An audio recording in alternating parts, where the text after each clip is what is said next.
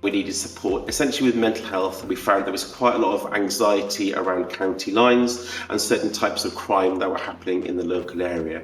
We needed a means by which to support our pupils with that anxiety, but also to support staff in delivering that to our pupils.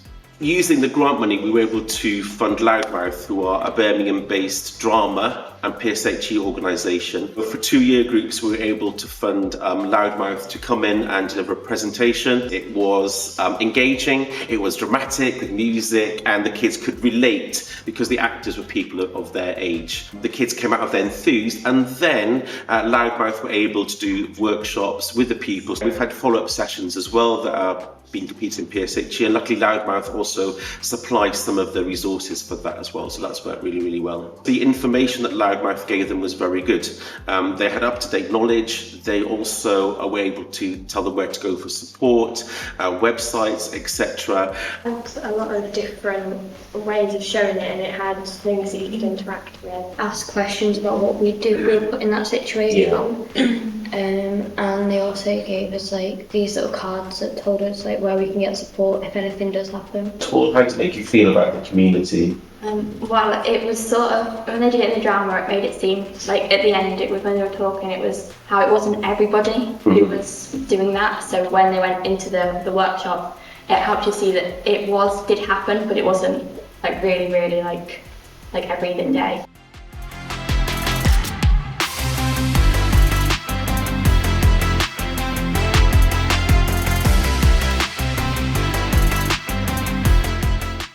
We had identified as a school that we'd done a lot of work in terms of us as mental health leads ourselves. We were doing some direct staff work, some direct staff training on mental health leads. But actually what we really wanted was something directly for the children. We contacted Conflux Theatre Company to, first of all, provide some direct sessions for the children, but also to kind of model some of the strategies to our teachers who would be part of each of those sessions about how they themselves could speak to children about mental health and well-being. We identified 2 particular year groups, year 4 and year 5, that needed more intensive support. Each of the sessions then had a performance at the end, so we've had sort of peer year groups going and observing some of those things. Children have been talking about the sessions, they've really enjoyed them.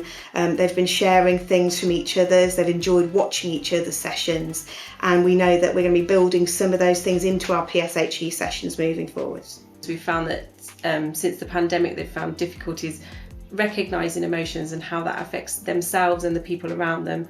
So this will help us as teachers, I suppose, help the children to give them those strategies to cope with those emotions. We do weekly RHE lessons, but on top of that we do Thrive sessions as well, which are actually tailored to individual needs of classes and children within those classes. Knowing that every emotion is okay to feel, but knowing how that affects themselves and the other children is really important. Like the children that I've spoken to this week have really got on board with that mindfulness and being in the moment, being present. Those calming strategies are really useful for them.